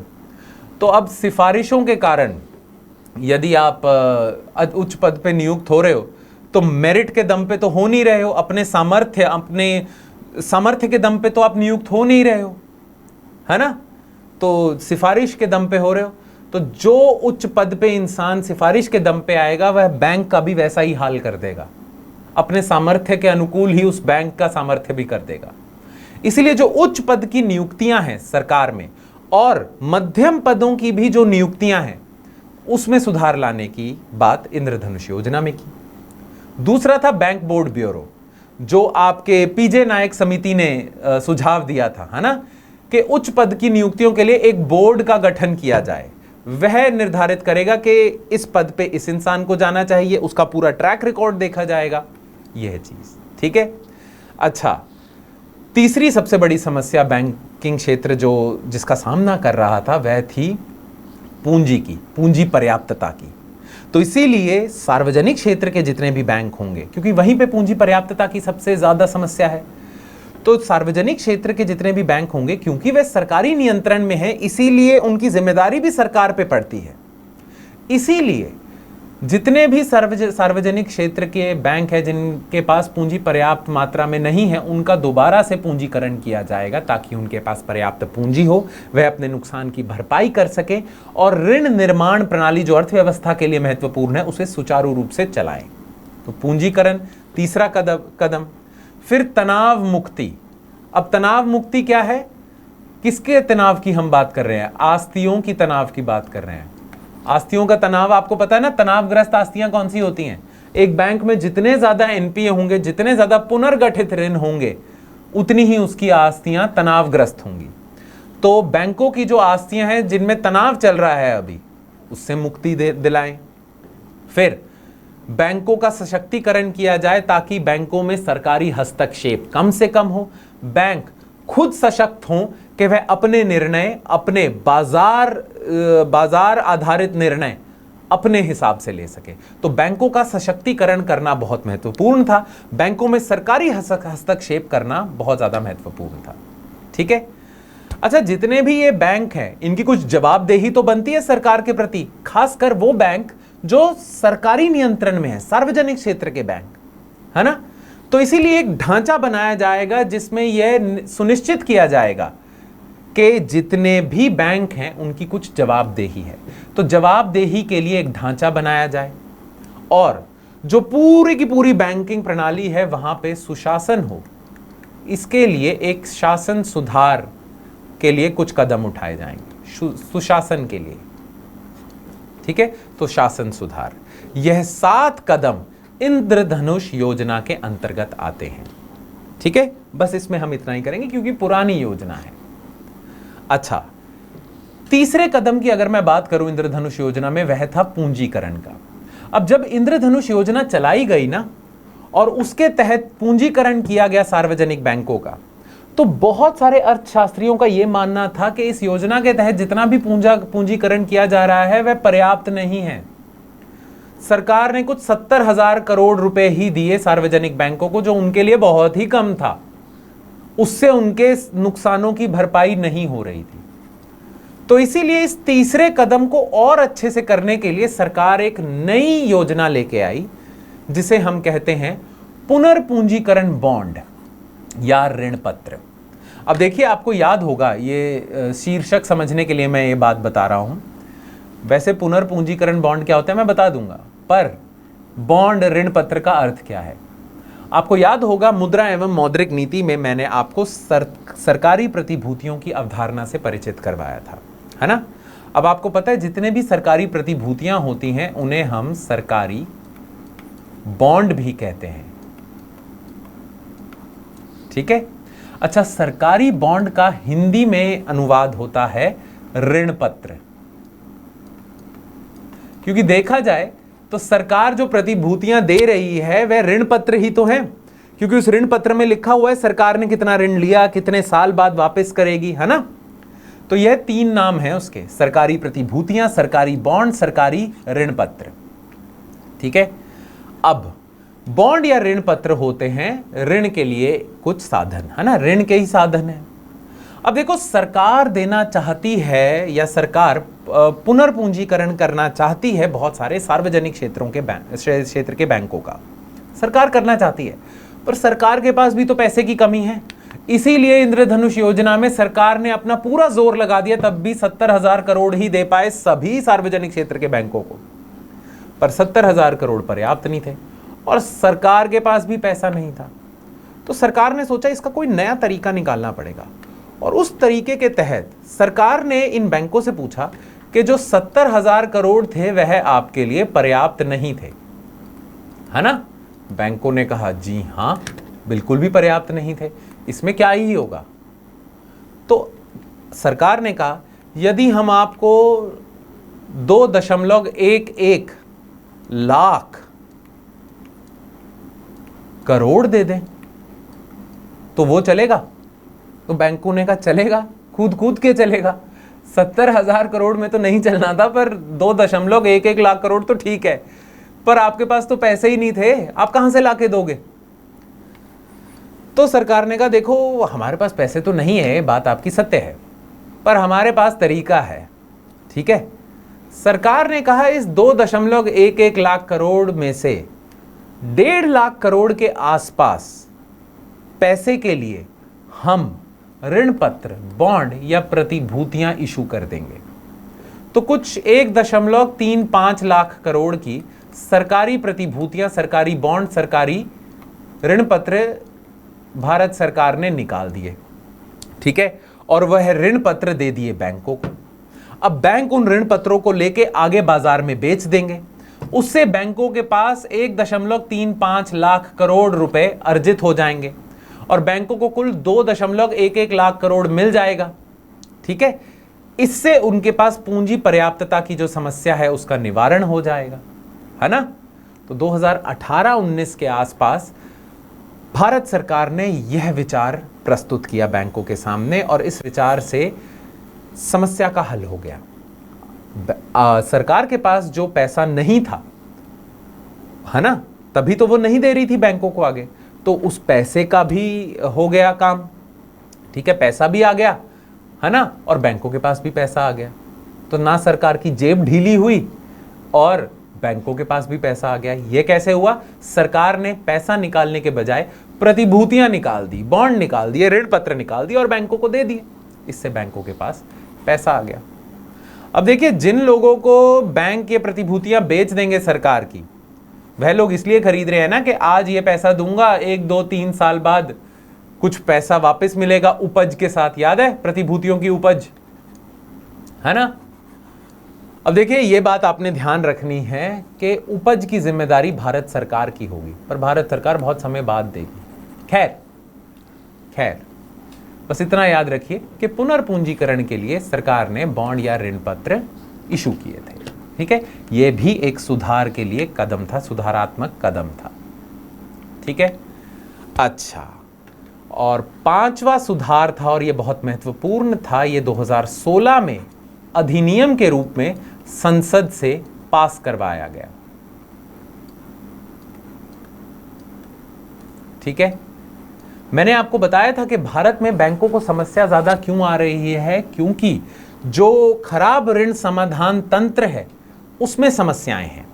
खराब ऋण समाधान तंत्र में जितने भी भारत में 2016 से पूर्व जितने भी अधिनियम थे, उनकी दक्षता में कमी थी। ठीक है, वह खराब थे, बैंकों का पैसा वापस नहीं आ रहा था, और जितना भी आ रहा था उसमें समय बहुत लग रहा था। अब इस बात को देख लिया भारतीय सरकार ने, आरबीआई ने भी। तो सबसे पहला कदम भारतीय सरकार ने क्या उठाया कि इस तंत्र में सुधार लाने की जरूरत है। उसके लिए पुराने जितने भी अधिनियम हैं उनको खारिज करना पड़ेगा और उनको रिप्लेस करना पड़ेगा इस नए अधिनियम से। और इस नए अधिनियम का नाम है दिवाला और शोधन अक्षमता code, insolvency and bankruptcy code. इस अधिनियम के तहत हुआ क्या, और ये बार बार हर प्रतिवर्ष जो आर्थिक समीक्षा होती है उसमें इस बात को लिखा जाता है कि पुरानी प्रणाली से बहुत बेहतर है ये आईबीसी की नई प्रणाली।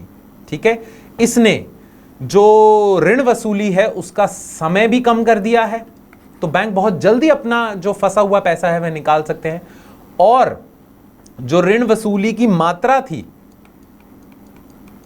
उसमें भी वृद्धि हुई है। ठीक है, तो पैसा भी ज्यादा आ रहा है बैंकों के पास, समय भी कम लग रहा है, सब कुछ आईबीसी की प्रणाली के आने की वजह से। ठीक है, अब इस प्रणाली का मतलब थोड़ा बहुत आपको पता होना चाहिए, ये प्रणाली ऊपर ऊपर से कैसे संचालित होती है उसके बारे में आपको पता होना चाहिए। ठीक है, तो वो देख लेते हैं। अब देखिए, इस प्रणाली के तहत पहले तो आपको यह पता होना चाहिए कि पुराने जितने भी अधिनियम हैं उनको इसने रिप्लेस कर दिया है, और अब जो भी दिवाला या शोधन अक्षमता के कोई भी केस आएंगे इसके अंतर्गत ही उनका निवारण किया जाएगा। ठीक है, तो मैं ऊपर ऊपर से बता देता हूं ये प्रक्रिया चलती कैसी है।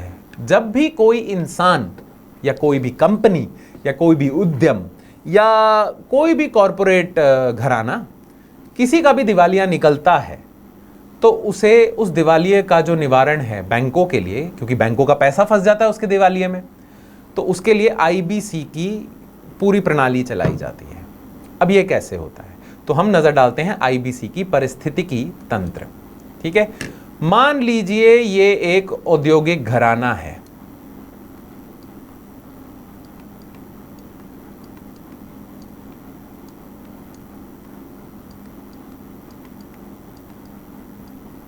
ठीक है, मान लीजिए एक औद्योगिक घराना है, इसने बहुत सारे बैंकों से ऋण लिया हुआ था। अब मंदी आ जाती है, किसी भी कारणवश यह औद्योगिक घराना कह देता है कि मैं सक्षम नहीं हूं आपका ऋण चुकाने में, मेरे पास पैसे ही नहीं है।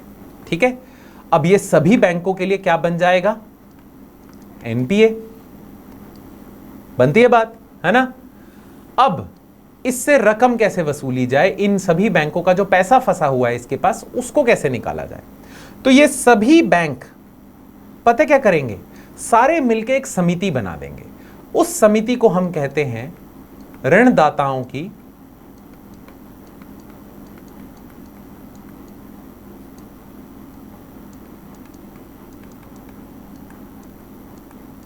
समिति।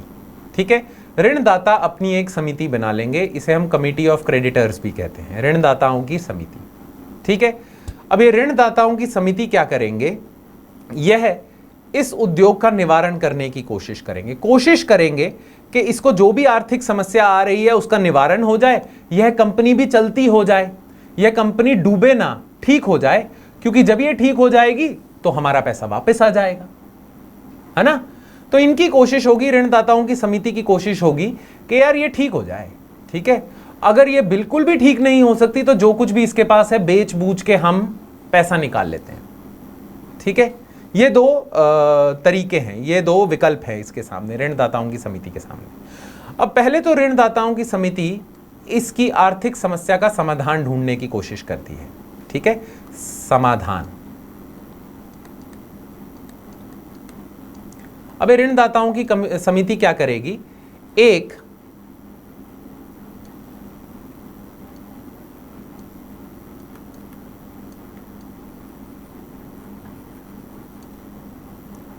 दिवाला प्रोफेशनल को हायर करेगी, ठीक है। ये जो दिवाला प्रोफेशनल है इसे हम इंसॉल्वेंसी प्रोफेशनल कहते हैं। इसका काम ही यही है कि ये खराब ऋणों को ठीक करता है, खराब ऋणों वाली कंपनियों को ठीक करता है, ठीक है। इसको हायर करेगी और इसको बोलेगी कि 180 दिनों में मुझे एक प्लान लेके आओ जिससे इसका समाधान निकाला जा सकता है और हम अपने पैसे लेके जाएं। तो इस आईपी के पास 180 दिनों का समय है कि ये इस खराब ऋण का निवारण करे, ठीक है। यदि कोई इमरजेंसी आ जाती है, कुछ आपातकाल वाली स्थिति आ जाती है, तो ये समिति इसे 90 दिन की और एक्सटेंशन दे देगी, यानी कि अधिक से अधिक 270 दिन है इसके पास कुछ समाधान देने के। यदि ये 270 दिनों में कोई भी समाधान नहीं दे पाता तो ये ऋणदाताओं की समिति इसके जितने भी असासे हैं, जितने भी आस्तियां हैं, सब कुछ बेच बूझ के जितना पैसा निकलता है ले जाएगी, ठीक है। यदि ये कोई समाधान दे देते हैं पर ऋणदाताओं को वो समाधान पसंद नहीं आता तो भी सब कुछ बेच बूझ के ये अपना पैसा निकाल लेंगे। परंतु यदि कोई समाधान देते हैं जिसपे ऋणदाताओं की समिति की सहमति है तो वह समाधान को चला दिया जाएगा, उस समाधान को करा जाएगा, ठीक है, और ये ठीक हो जाएगा उद्योग और पैसे वापस आने शुरू हो जाएंगे, ठीक है। बनती है बात। तो ऐसे चलेगा।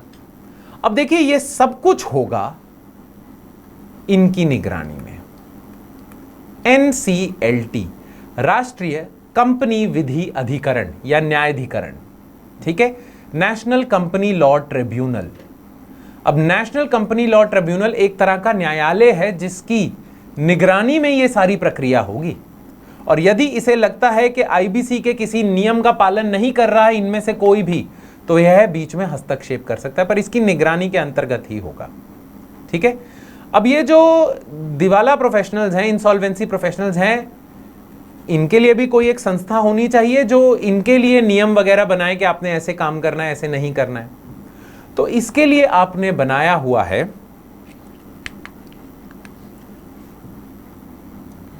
दिवाला एवं शोधन अक्षमता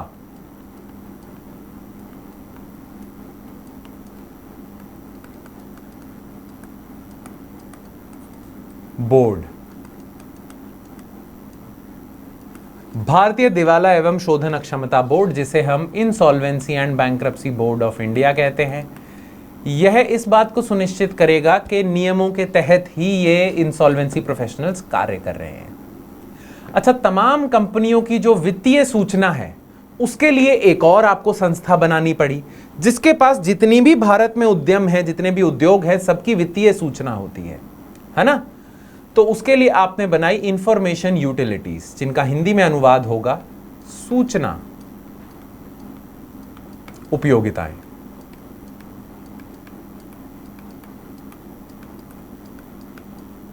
ठीक है। तो ये जो इंसॉल्वेंसी प्रोफेशनल है, जब इसे इसका समाधान निकालना है तो इसके बारे में सूचना तो होनी चाहिए, तो यह जाएगा आईयू के पास, वहां से पर्याप्त सूचना लेके अपना एक प्लान प्रस्तुत करेगा ऋणदाताओं की समिति पे। ऋणदाताओं की समिति यदि सहमत है इसके प्लान से तो इसका समाधान कर दिया जाएगा, सब खुश, सब कुछ एनसीएलटी की निगरानी में होगा। यह मोटे मोटे तौर पे प्रणाली है, ठीक है। पर मेरा औचित्य मोटे मोटे तौर पे ही आपको समझाना था। यदि बिल्कुल अंदर उतर के आपको समझना है तो नोट्स को अच्छे से पढ़िएगा, इस लेक्चर से संबंधित जो नोट्स मिलेंगे उसमें पूरे विस्तार से बताया हुआ है इस परिस्थितिकी की तंत्र को, तो एक एक वाक्य को पढ़ना अनिवार्य होगा। पर हाँ, ऊपर ऊपर से जो आपको समझने में समस्या आ सकती थी वो मैंने उसका निवारण कर दिया है। ठीक है, तो ये है आपका पूरा का पूरा दिवाला और शोधन अक्षमता कोड या तंत्र। ठीक है, ये एक अधिनियम है संसद द्वारा पारित। अब आखिरी जो सुधार है वह है बैंकिंग क्षेत्र समेकन, विलयन और अधिग्रहण। बहुत सारे बैंक हैं भारत में, बहुत सारे लाभ कमाने वाले बैंक हैं, बहुत सारे नुकसान वाले बैंक हैं। तो जितने भी नुकसान वाले बैंक हैं सबको बड़े बैंकों के साथ उनका विलयन कर दो। ठीक है, ऐसे कर दो, या बहुत सारे बैंकों को जोड़ जोड़ के कम संख्या में पर बड़े बड़े बैंक बना दो। इससे जो हानि वाले बैंक हैं वो भी हट जाएंगे और भारत में बड़े बड़े बैंक, कुछ ही पर बड़े बड़े बैंक आ जाएंगे और बहुत सारी समस्याओं का निवारण हो जाएगा। क्योंकि ये छोटे छोटे जो बैंक थे इनके पास पूंजी पर्याप्तता नहीं थी, पर जब ये किसी बड़े बैंक के साथ जुड़ जाएंगे, बड़े बैंक के पास तो ठीक ठाक पूंजी पर्याप्तता है, तो ये सारे मुद्दों का निवारण हो जाएगा।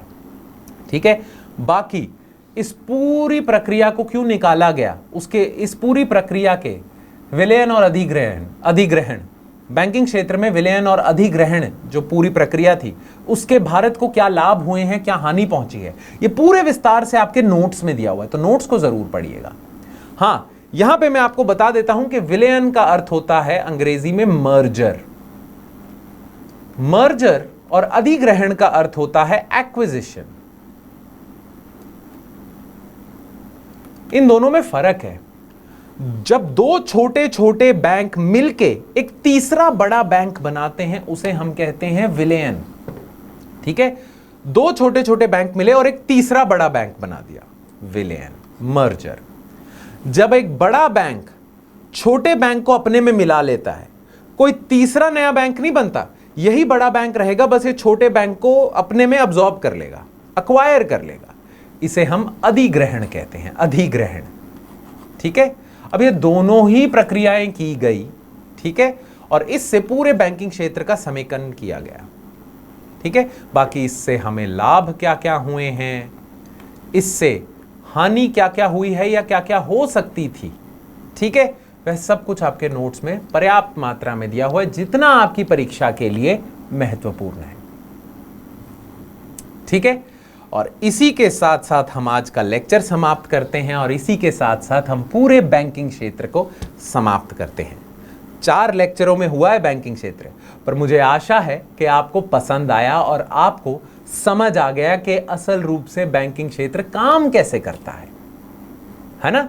यदि आपके दिमाग में कोई भी संशय है, कोई भी डाउट है, प्लीज नीचे दिए गए कमेंट सेक्शन का सदुपयोग कीजिए। हमें बताइए आपको क्या क्या समस्याएं आ रही हैं, और आपको कोई चीज अच्छी लगी, आपका किसी चीज में रुचि जागी, अर्थशास्त्र के विषय में रुचि जागी, तो वह भी हमें बताएं कमेंट सेक्शन में। ठीक है, तो जो भी आप हमसे करना चाहते हैं वह आप कमेंट, जो भी बात आप हमसे करना चाहते हैं, माफ कीजिएगा, जो भी बात हम हमसे करना चाहते हैं वह कमेंट सेक्शन के द्वारा ही कीजिए। कमेंट सेक्शन के द्वारा ही हमारे बीच में वाद संवाद होना चाहिए। ठीक है, तो वाद संवाद को जारी रखिए। एक टीचर, एक अध्यापक और उसके छात्रों में वाद संवाद बना रहना चाहिए। अब ऑनलाइन माध्यम में कमेंट सेक्शन ही है वाद संवाद का एक जरिया, तो उसका सदुपयोग कीजिए। ठीक है, चलिए आज हम पूर्णतः समाप्त करते हैं बैंकिंग क्षेत्र के विषय को। मैं आपसे आज्ञा लेता हूं और कल हम एक नए विषय के साथ शुरुआत करेंगे, वो भी बहुत महत्वपूर्ण विषय है। तो जुड़े रहिए हमारे साथ कल तक। धन्यवाद।